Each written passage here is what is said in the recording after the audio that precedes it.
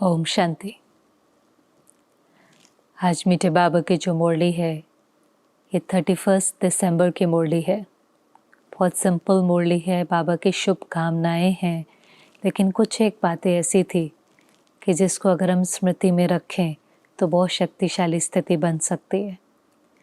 आज 2 उत्सव हैं, एक तो नया साल भी है क्योंकि 31 दिसंबर की मुरली है, लेकिन शांतिवन का उद्घाटन है। आप और हमने शांतिवन को देखा है जहाँ पर 25,000 बैठ सकते हैं, लेकिन ये वो दिन है जब इसकी पहली बार उद्घाटन था और आप देखें कैसे धीरे धीरे वृद्धि होती चली गई।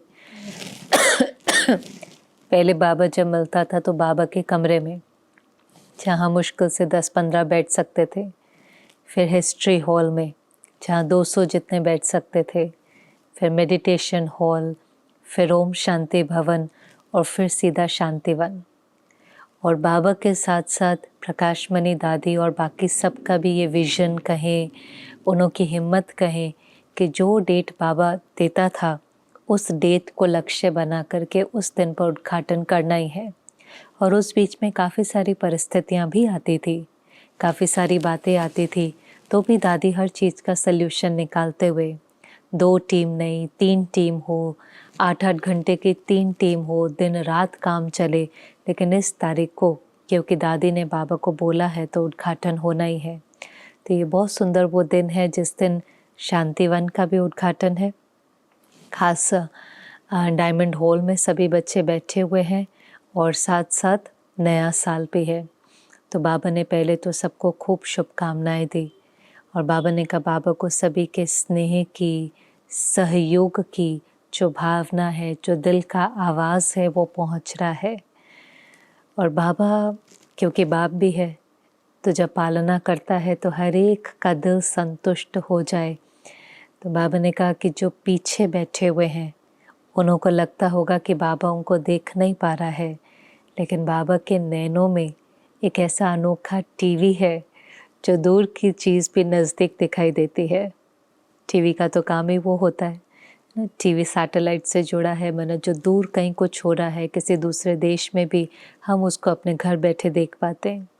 तो बाबा ने कहा बाबा के नैनों में ही ऐसा टीवी है जो दूर बैठे वाले भी बहुत समीप दिखाई देते हैं। और बाबा एक एक को जो उनकी दिल की भावना है उसका रिटर्न दे रहा है।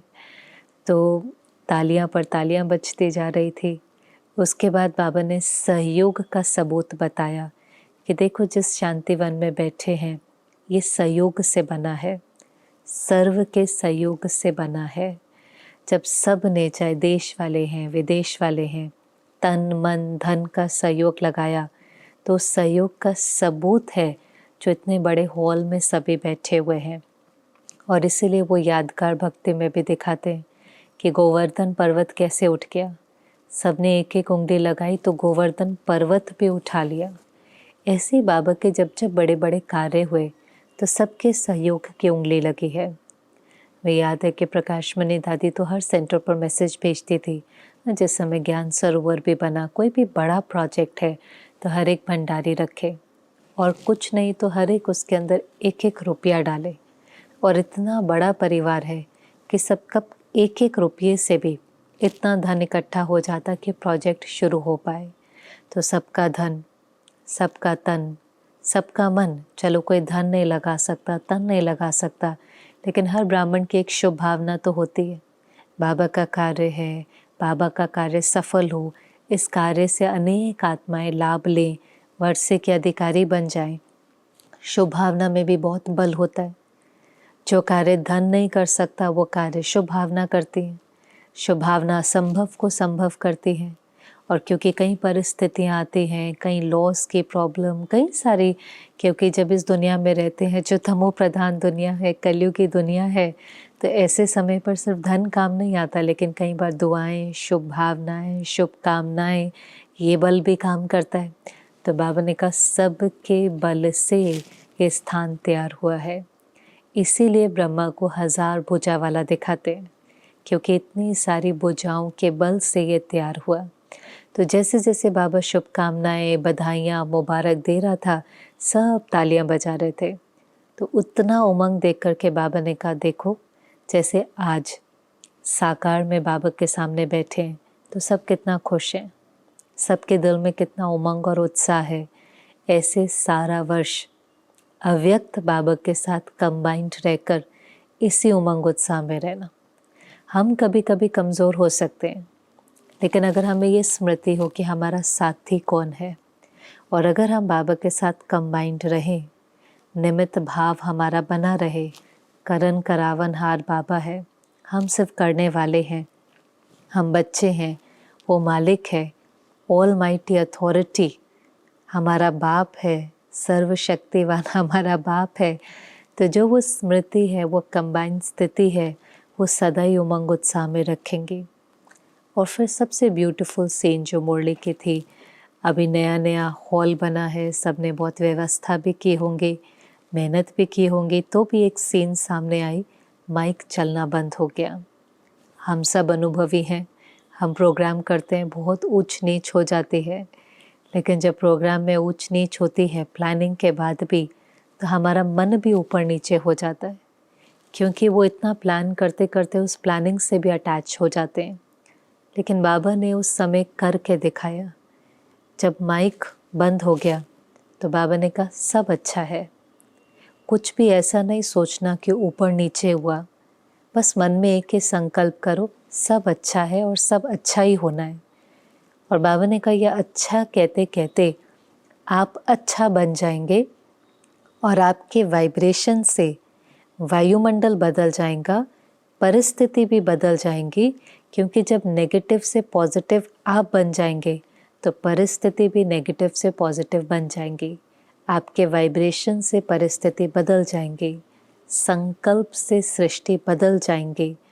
और ये मैं समझती हूँ जैसे मुरली की आज हाईलाइट थी कि कैसे हमें हर सीन में अचल अडोल बनना ही है, चाहे वो बड़ी सीन हो चाहे छोटी सीन हो। और अनुभव कई बार कहता है कि बड़ी बड़ी सीन को तो हम पार कर लेते हैं।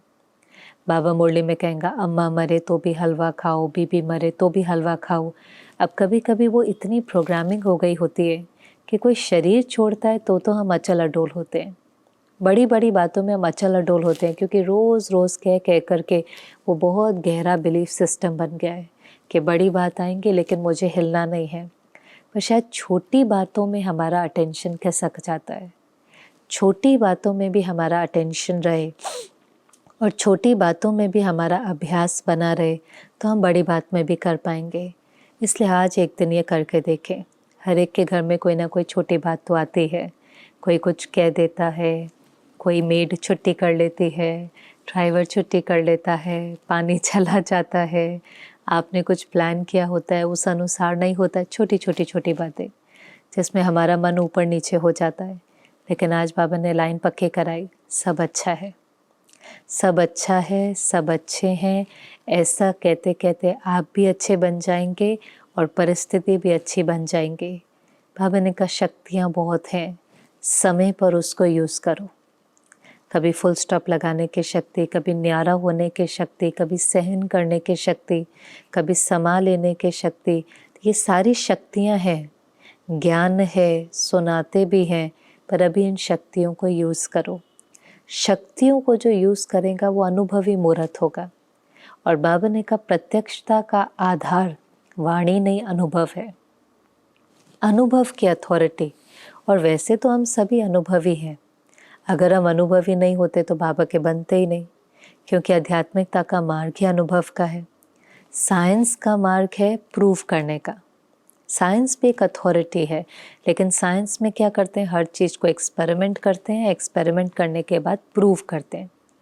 लेकिन आध्यात्मिकता में भी हर चीज़ को एक्सपेरिमेंट करते हैं, ज्ञान के साथ, गुणों के साथ एक्सपेरिमेंट करते हैं, लेकिन उसको प्रूव नहीं कर सकते। वो अनुभव की अथॉरिटी बन जाता है, हम उसको एक्सपीरियंस करते हैं और वो हमारा एक्सपीरियंस हमारी पर्सनालिटी में नज़र आता है। कोई देखता है ना, कितनी बड़ी बात थी, पर ये कितने शांत थे, ये कितने अचल अडोल थे, ये कितने स्टेबल थे, इनमें कितना पेशेंस है, इनमें कितनी टॉलरेंस है, वो दिखाई देता है।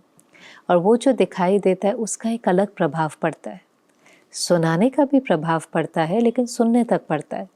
लोग कहेंगे बहुत अच्छा है, बहुत अच्छी बात सुनाई, इनके सुनाने में बहुत शक्ति है, लेकिन सुनाने का प्रभाव सुनने तक रहता है, कई बार कर नहीं पाते हैं। पर बाबा ने कहा जो अनुभवी मूर्त होगा उसका जो प्रभाव है वो प्रभाव उन्हों को भी अपने जीवन में अनुभव करने के लिए प्रेरणा देगा कि हमें भी ऐसा बनना है।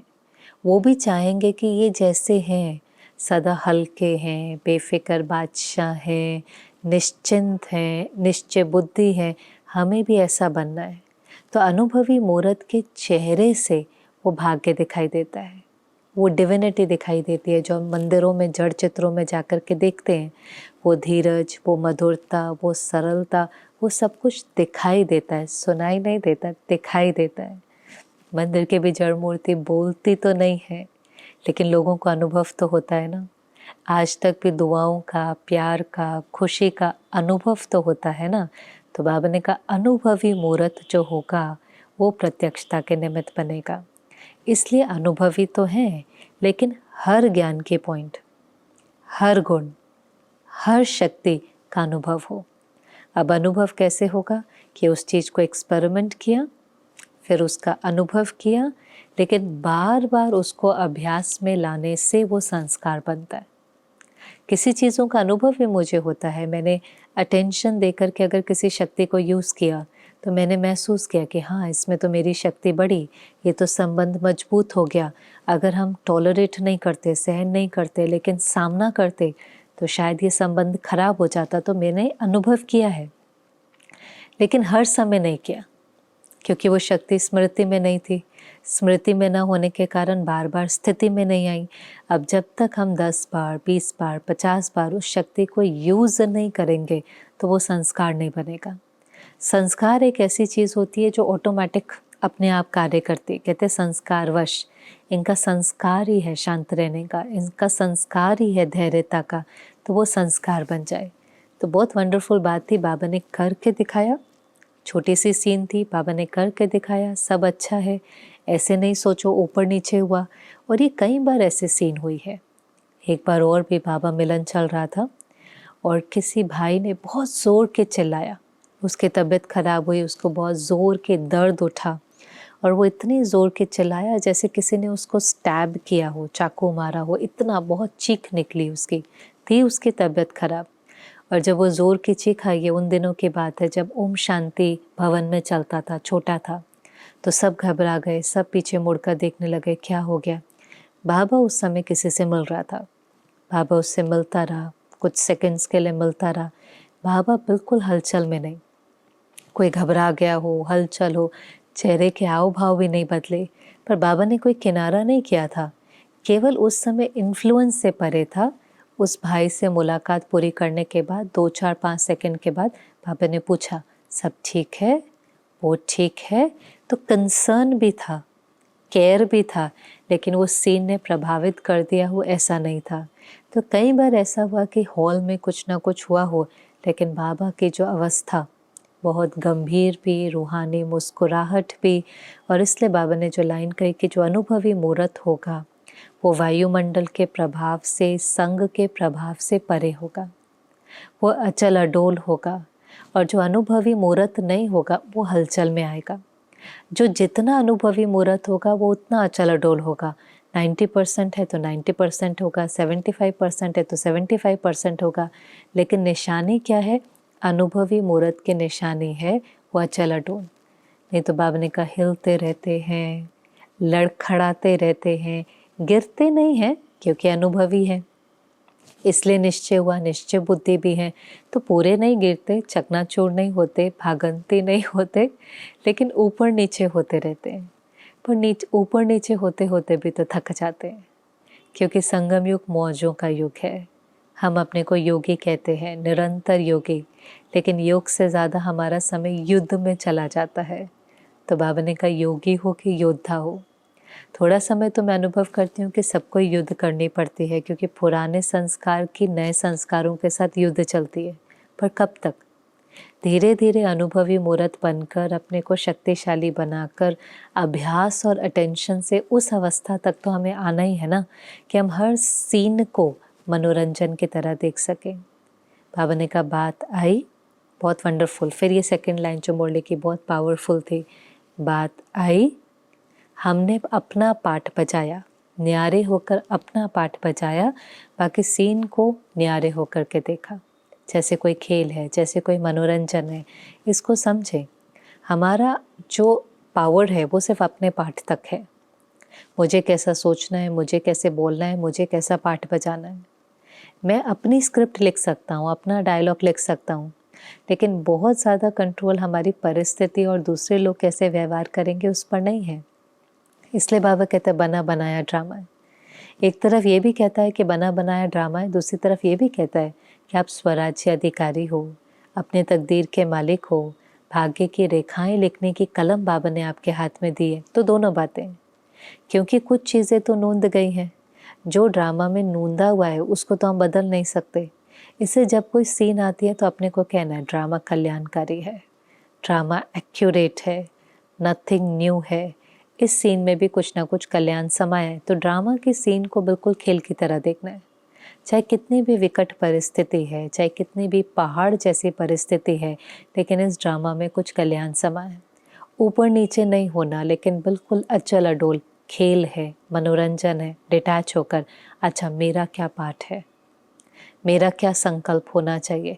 जैसे वो माइक बंद हुआ, वो ड्रामा की सीन थी, वो नोंधा हुआ था। अच्छा मेरा क्या पाठ होना है, मुझे क्या करना है, बिना हलचल में आए, फिर बाहर भी जो करना है। पहले तो मन को प्रोटेक्ट करना, ये क्या हो गया, कैसे हो गया, ये ठीक क्यों नहीं हुआ, उसको स्थिर रखते हुए फिर बाहर क्या करना है। और मन जितना स्थिर होगा उतना सल्यूशन भी सूझता है, उतना डिसीजन भी राइट होता है, उतना एफिशिएंट होकर के हम अगला स्टेप भी उठा सकते हैं।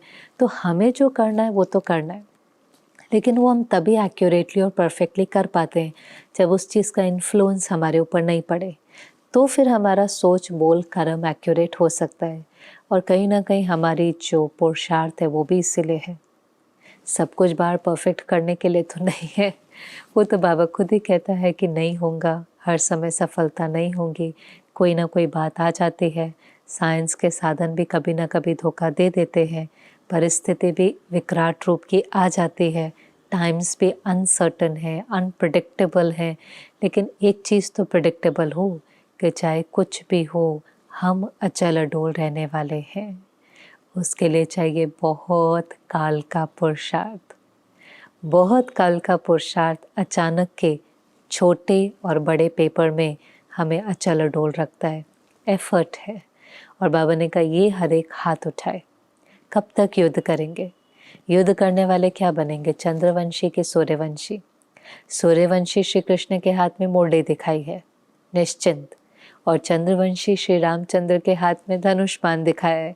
मना अंत तक भी, लास्ट तक भी युद्ध ही कर रहे हैं, चाहे माया से, चाहे कमज़ोर संकल्पों से, चाहे परिस्थिति से, किसी से तो युद्ध कर रहे हैं ना। तो योद्धा ही रह जाएंगे तो बाबा ने कहा क्या बनेंगे? सूर्यवंशी के चंद्रवंशी। और जितना अभ्यास करते जाएंगे उतना योद्धा के स्टेज से निश्चिंत वाली अवस्था यहाँ आने लगेगी। हम देखते भी है ना ब्राह्मण भाई बहनों को, कईयों को हम देखते हैं इतनी बड़ी परिस्थिति है निश्चिंत, कईयों को देखते हैं छोटी सी बात है लेकिन हलचल। पर अभ्यास करते करते, अटेंशन रखते रखते, स्वराज्य अधिकारी की सीट पर सेट होते होते परेशान नहीं होते, श्रेष्ठ शान में रहते हैं। सफलता हमारा जन्म सिद्ध अधिकार है, निश्चय बुद्धि विजयंती। ये दो बातें बाबा ने कही थी। युक्तियाँ तो बाबा बहुत बताता है। एक मुरली में बाबा ने कहा था 2 शब्द याद रखो अचल अडोल बनने के लिए, डॉट और नॉट। कोई भी बात है डॉट लगाओ, फुल स्टॉप। नॉट, माया को नॉट अलाउड। माया माना कमज़ोर संकल्प, कमज़ोर संकल्प को यहाँ पर अलाउ नहीं करो। उनके स्पीड बहुत फास्ट होती है, कर्मना में, वाचा में फटाफट आते हैं। 2 शब्द, नॉट और डॉट। तो भिन्न भिन्न युक्तियों को यूज़ करते, उसका अभ्यास करते करते फिर वो मौज की स्थिति आ जाती है। तो जो मुरली का, जो बाबा का एसेंस था आज का, वो हाथ उठाओ जो सदा अचल अडोल रहेंगे। तो थोड़ों ने उठाया, थोड़ों ने नहीं उठाया। तो बाबा ने कहा थोड़ों ने क्यों नहीं उठाया? क्योंकि हाथ उठाने में शर्म आती है। तो उस समय भी जब हम हलचल में आए तो हमें शर्म आए कि बाबा हमारे से जो अपेक्षा रखता है, जो बाबा की हमारे प्रति चाहना है, जो हम बाप समान बनना चाहते हैं, कर्म कैसे करें। कर्म में और हमारे वायदों में इतना अंतर कैसे आ जाता है। और मैं समझती हूँ हम सबसे हो जाता है, कई बार हो जाता है, बहुत दिल से बाबा से प्रतिज्ञा करते हैं फिर भी हो जाता है, क्योंकि उस समय स्मृति स्वरूप नहीं होते। कर्म कॉन्शियस हो जाते हैं, बॉडी कॉन्शियस हो जाते हैं, ईगो आ जाती है, उस समय पर्पस भूल जाता है कि हमारा पर्पस तो पावन बनने का है, हमारा लक्ष्य तो अचल अडोल बनने का है, सेवा कराने वाला तो बाबा है। सब परफेक्ट नहीं हुआ लेकिन मैं परफेक्ट रहा तो भी पास, सब बाहर परफेक्ट हुआ लेकिन मैं अंदर हिल गया तो फिर उसको हम पास विद ऑनर तो नहीं कह सकते, उसको तो आखिर फेल ही कहेंगे। और फिर बाबा ने कहा पास विद ऑनर नहीं बनेंगे तो धर्मराजपुरी से पास करना पड़ेगा। तो एसेंस तो मुरली का यही था। उसके बाद एक और बात बाबा ने कही कि कई बच्चे रो रिहान में बाबा से पूछते हैं बाबा विनाश कब होगा, क्योंकि बाबा ने शुरू से ही कहा कि बच्चे विनाश होने वाला है, विनाश होने वाला है। अब वो 36 था, ये 96 हो गया, इतना समय हो गया तो कहेंगे पता नहीं होने वाला भी है कि नहीं। पर बाबा ने कहा बाबा ने ये तो ज़रूर कहा था कि विनाश होने वाला है, पर यह भी ज़रूर कहा था कि एक दिन पहले भी बाबा नहीं बताएंगा, अचानक होगा। इसलिए हर घड़ी को अंतिम घड़ी समझकर एवर रेडी रहना है। और क्यों नहीं बताएंगा, क्योंकि बाबा ने कहा मान लो 2000 में होना है, अभी 96 चल रहा था। और फिर बाबा कहते हैं मिसअंडरस्टैंड नहीं करना, बाबा उदाहरण दे रहा है कि 2000 में होगा तो आप क्या हो जाएंगे, तीव्र पुरुषार्थी कि अलबेले। और हम सबको पता है कि भले हम कह दें हम तीव्र पुरुषार्थी होंगे लेकिन समय मिलते ही अलबेलापन आ जाता है। स्कूल में ही आप देख लो ना, एक बच्चा होता है, पहले से फाइनल एग्ज़ाम होते थे तो साल भर वो अलबेला होता था। फिर स्कूल ने क्या किया, हाफ ईयरली और फाइनल 2 बार पढ़ते थे, फिर क्वार्टरली, हाफ ईयरली, फाइनल 4 बार पढ़ते थे। अब हर स्कूल ने क्या कर दिया, वीकली टेस्ट, यूनिट टेस्ट, बच्चे पढ़ते ही रहें तो साल के अंत में उनके ऊपर प्रेशर नहीं आए, तो साल भर ही उनके टेस्ट और एग्ज़ाम होते रहते। ऐसे बाबा ने भी शुरू से ही कहा बच्चे विनाश होने वाला है। क्यों? वो चीज़ वैराग्य पैदा करेगी, वैराग्य आएगा तो हम तपस्या करेंगे, तपस्या करेंगे तो हम तैयार होंगे। और फिर सिर्फ हम तैयार नहीं होंगे, औरों को भी तो तैयार करना है। बाबा ने कहा मानो 2000 में हो भी जाए और आप तैयार भी हो जाए, लेकिन आपको प्रजा भी तो बनानी है। राज्य किस पर करेंगे? पुरानी दुनिया पर, पुराने लोगों पर राज्य करेंगे। तो हमें खुद भी तपस्या करके संपन्न बनना है और हमें सेवा करके बाबा को भी प्रत्यक्ष करना है, प्रकृति को भी सतो प्रधान बनाना है। कम से कम 9 लाख आत्माएं तो तैयार करनी है, तभी तो सत्युगी दुनिया आएंगी। इसलिए ये प्रश्न जो बार बार करते हैं विनाश कब होगा, बाबा ने कहा ये तो बाबा को आपसे पूछना चाहिए। और सही बात है, एक है कि सत्युग आएगा तो हम देवी देवता बन जाएंगे, और दूसरा है कि हम देवी देवता बनेंगे तो सत्युग तो अपने आप आ जाएगा। इसलिए हमारा लक्ष्य खुद को संपन्न बनाने में होना चाहिए। जहाँ जितनी आत्माएं तैयार हो जाएंगी, जो वो संख्या है, सत्युग की संख्या, जनसंख्या है, ऑटोमेटिकली वो शिफ्ट आ जाएगा। ये तो हमें खुशी होना चाहिए कि जितना जास्ती समय है हम अपने को तैयार कर लें, क्योंकि लगता है कि हम कर्मातीत हो जाएंगे, पर जैसे जैसे वर्ष बीतते जाते हैं समझ में आता है इसमें बहुत मेहनत है। ब्रह्मा बाबा को भी आप देखो, जो नंबर 1 आत्मा है, एक्यूरेट, समर्पित बुद्धि, सहनशीलता की मूर्ति, जिसके कदम पर बाबा चलने के लिए कहता है, ब्रह्मा बाबा के 10 कदम, ब्रह्मा बाबा को फॉलो करो। उस आत्मा को भी अपनी अव्यक्त स्थिति, अपनी संपन्न स्थिति, बाप समान स्थिति को प्राप्त करने में 33 वर्ष लगे। आप और हम तो थोड़ा थोड़ा गड़बड़ भी कर देते हैं, अलबेले भी हो जाते हैं, इतना समय हमारे पास है। इसलिए बाबा ने कहा डेट कॉन्शियस नहीं हो, सोल कॉन्शियस हो। डेट सोचते सोचते डेट कॉन्शियस हो जाते हो, कब होगा कब होगा। बाबा कभी भी डेट नहीं बताएगा। बाबा ने कहा माया भी क्या करेंगी, पहले बहुत अलबेला बनाएंगे, ऐसा लगेगा सब कुछ ठीक हो गया, विनाश होने नहीं वाला, फिर अचानक होगा। और कई कई देशों में आप देखो, हम लोग खबरें पढ़ते हैं, कहीं युद्ध हुआ, उनको 5 मिनट पहले भी नहीं पता होता। अभी भी इज़राइल में जब म्यूज़िक फेस्टिवल के ऊपर अटैक हुआ, 1 मिनट पहले भी उनको नहीं पता था। मौज कर रहे थे, इन्जॉय कर रहे थे, खास वो फेस्टिवल को एंजॉय करने आए थे, ऐसे अटैक हो जाएंगे, ऐसे रॉकेट फायर होने लग जाएंगे, ऐसे गन शॉट्स होने लगेंगे, 1 मिनट पहले भी नहीं पता था, 1 सेकंड पहले भी नहीं पता था। इतने वो अपनी दुनिया में खोए हुए थे, इंद्रियों के सुखों में थे। और अचानक, अब आप खुद बताओ, हमारे सामने हम सीन देखते हैं ना, तो ऐसे हम सबके सामने भी वो सीन अचानक आएंगे।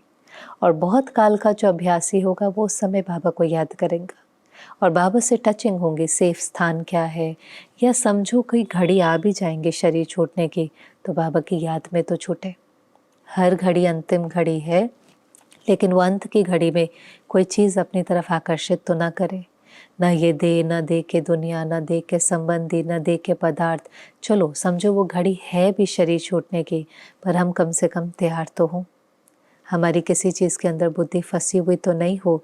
इसके लिए बहुत पुरुषार्थ चाहिए, और वो पुरुषार्थ करते करते हमें अपनी उस अवस्था तक पहुंचने के लिए जितना टाइम मिले उतना कम है, क्योंकि इसमें समय लगता है। पुराने संस्कारों को परिवर्तन करने में, देह अभिमान को तोड़ने में, 63 जन्मों के विकर्मों को विनाश करने में टाइम लगता है। तो बाबा ने कहा, आप नहीं बाबा से डेट पूछो, बाबा आपसे डेट पूछता है कि कब तक संपन्न बनेंगे। जानकी दादी भी कई बार अपना उदाहरण सुनाती है कि दादी आई तो बाबा ने उनको कहा, बच्ची अगली दिवाली नहीं देखेंगे। कितनी दिवाली चली गई, दादी जानकी भी संपन्न होकर के चली गई, पर ये बाबा की युक्ति थी।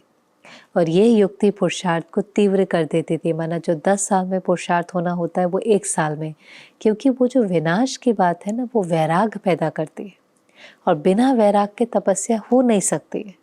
तो वो विनाश बाबा क्यों शुरू से कहता रहा कि हमें इस पुरानी दुनिया से, अल्प काल के साधनों से, अल्प काल के सुखों से वैराग आए, समझ से वैराग आए ना। हमारा कोई दुख का वैराग तो नहीं है, समझ का वैराग है, और कोई टेम्पररी भी नहीं है, सदा काल का। तो हम तपस्या करें, एक बाबा को संसार बनाएं, उससे अपने आप को भरें, फिर भरने के बाद दान करके जमा करें। पहले तो हमने भरा, उसके बाद दान भी तो करना है। जो बाबा ने कहा सफल करेंगे तो 21 जन्मों का जमा होगा, क्योंकि वहाँ पर तो यहीं की प्रारब्ध भोगेंगे। यहाँ के पुरुषार्थ का किया हुआ जो जमा है उसी की तो प्रारब्ध वहाँ मिलनी है। तो खुद को भी तैयार करना है, जमा भी करना है, कर्मातीत भी बनना है। तो जितना समय है उसको सफल करना है। फिर बाबा ने कहा, रूह रेहान में कई बच्चे कहते हैं, बाबा इतना तो हम बन गए, बाकी आप बना दो। तो बाबा ने कहा, मालिक वहाँ आप बनेंगे, विश्व का राज्य आप करेंगे। और बाबा को कहते, बाबा आप ही बना दो। थक जाते हैं ना, थक जाते हैं तो फिर कई बार दिल शिकस्त हो जाते हैं। कितनी मेहनत करें, कितना पुरुषार्थ करें, मनसा तो बदलती नहीं है, वृत्ति दृष्टि तो बदलती नहीं है, मेहनत कर कर के थक जाते हैं, फिर पुराना संस्कार इमर्ज हो जाता है, तो कई बार थक जाते हैं। लेकिन बाबा ने वो स्लोगन याद दिलाया, हिम्मत बच्चे मदद खुदा। हिम्मत का एक कदम आपका, बाबा की पदम गुणा मदद। आपने एक कदम हिम्मत का बढ़ाया और बाबा की मदद न मिले, ऐसा हो नहीं सकता। इस पर भी निश्चय चाहिए, क्योंकि बाबा जो मदद करता है ना, उसके तरीके भी बहुत अलग है। कई बार बहुत डायरेक्ट रूप से मदद होती है, कई बार थोड़े इनडायरेक्ट रूप से मदद होती है, कई बार उसकी मदद हमें दिखाई नहीं देती है, लेकिन अंदर ही अंदर कुछ ना कुछ चेंज हो रहा होता है। इसलिए उसको समझना, उसकी मदद को अनुभव करना। कई केस ऐसे होते हैं हमें लगता है अरे ये तो बदल नहीं रहा, पर बाबा की शक्तियाँ उसको अंदर ही अंदर बदल रही होती हैं। अंदर ही अंदर कोई हिसाब किताब चुकते हो रहे होते हैं, योग की अग्नि में कोई संस्कार परिवर्तन हो रहे होते हैं, ईगो का विनाश हो रहा होता है, ग्रहचारी उतर रही होती है, और फिर वो घड़ी आती है जब 1 सेकंड में उसके अंदर कोई हमें विशेष परिवर्तन दिखाई देता है।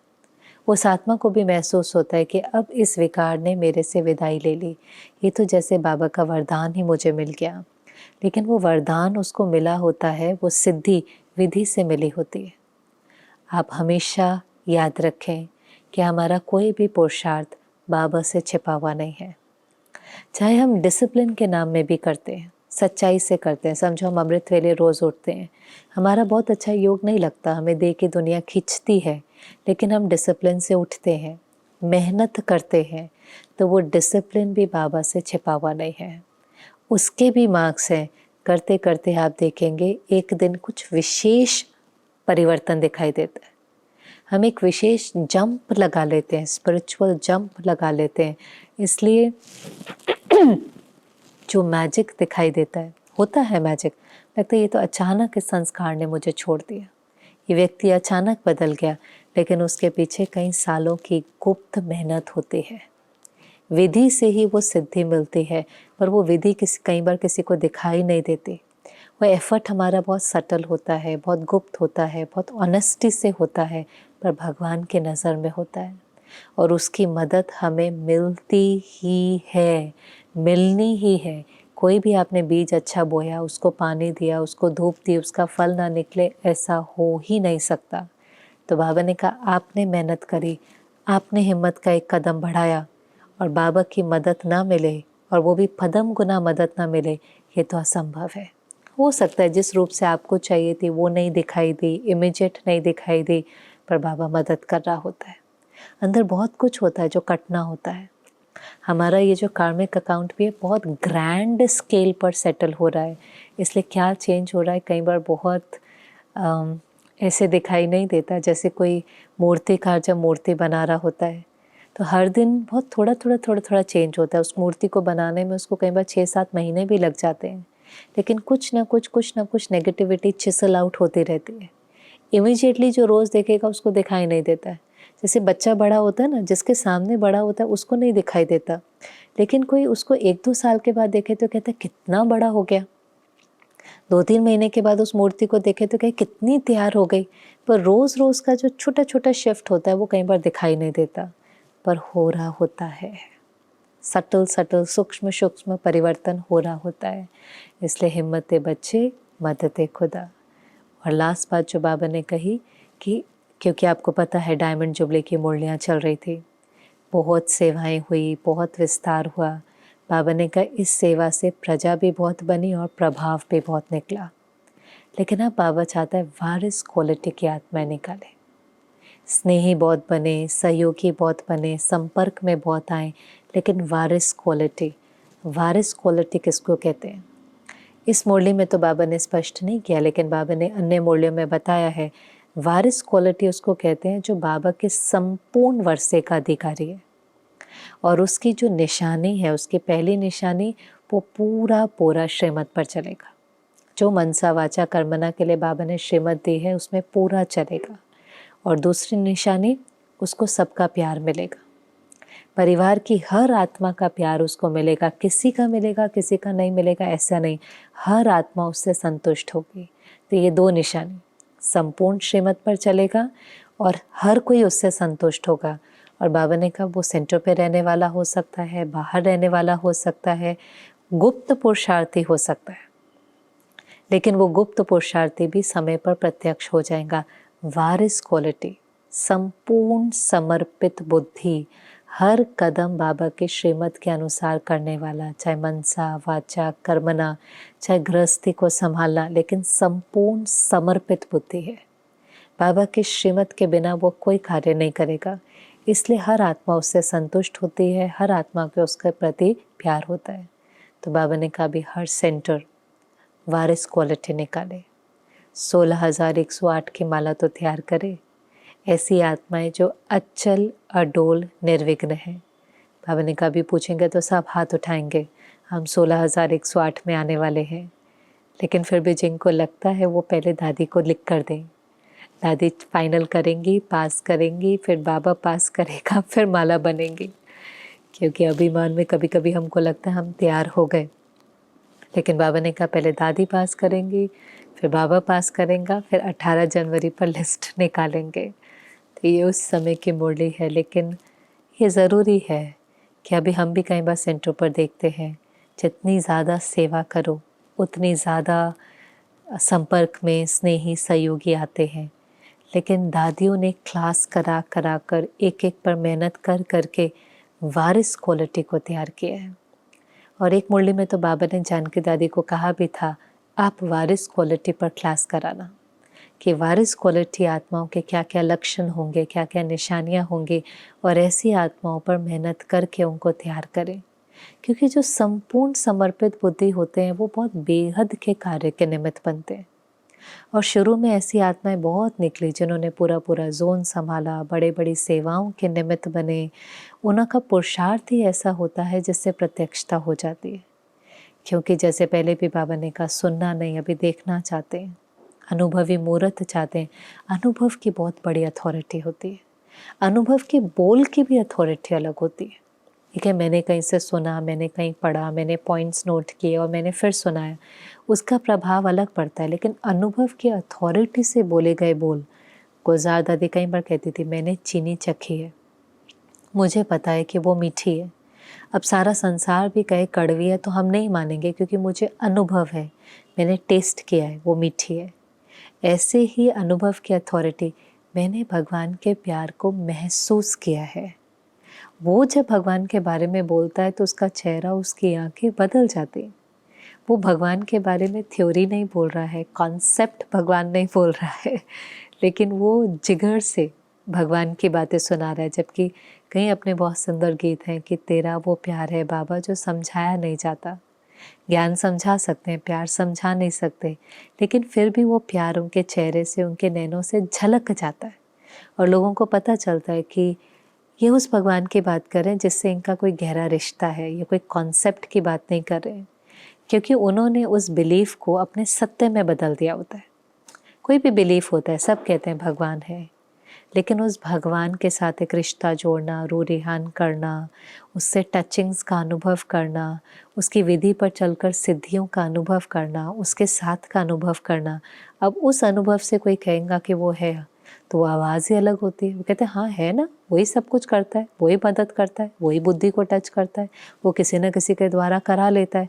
तो वो इतनी जिगर से आवाज़ निकलती है कि सामने वाले को विश्वास होता है कि हाँ, इन्हों को भगवान का अनुभव है, कि ये जो बात कह रहे हैं ये सत्य है। तो अनुभव के बोल अलग होते हैं, अनुभव के कर्म अलग होते हैं, अनुभव की एक अलग अथॉरिटी होती है। बात करते करते मुझे याद आ रहा है कि एक बार प्रकाश मणि दादी ने क्लास में कहा, वो हाथ उठाए जिसने कभी झूठ नहीं बोला है। अब सभा में एक ही हाथ उठा, दादी प्रकाश मणि का, और उस समय सभा में एक बहुत बड़े लॉयर बैठे थे, राम जेठमलानी जी, और जयंती बहन उनके साथ थे। तो बाद में उन्होंने जयंती बहन को कहा कि जब इस महिला ने पूछा, क्योंकि वो तो पहली बार शायद आई थी, कितना दादी को जानते वो तो मुझे नहीं पता, पर उन्होंने कहा जब इस महिला ने ये कहा कि मैंने कभी झूठ नहीं बोला और उसमें हाथ उठाया, तो ये महिला सच कह रही थी। बहुत लोग जीवन में कहते हैं मैंने कभी झूठ नहीं बोला, मैं हमेशा सच बोलता हूँ, और वो लॉयर थे। लॉयर की तो नज़र भी तीखी होती है, कौन सा झूठ बोल रहा है एक सेकंड में पता चल जाता है। लेकिन क्योंकि वो अनुभव से कही हुई बात थी, वो जीवन में धारण की हुई बात थी, तो एक बहुत बड़े वकील को भी जो बाहर से आया था, उसने कहा ये जब कहती है कि मैं सच बोलता हूँ तो ये सच कह रही है, इस महिला ने कभी झूठ नहीं बोला है। अनुभव के बोल।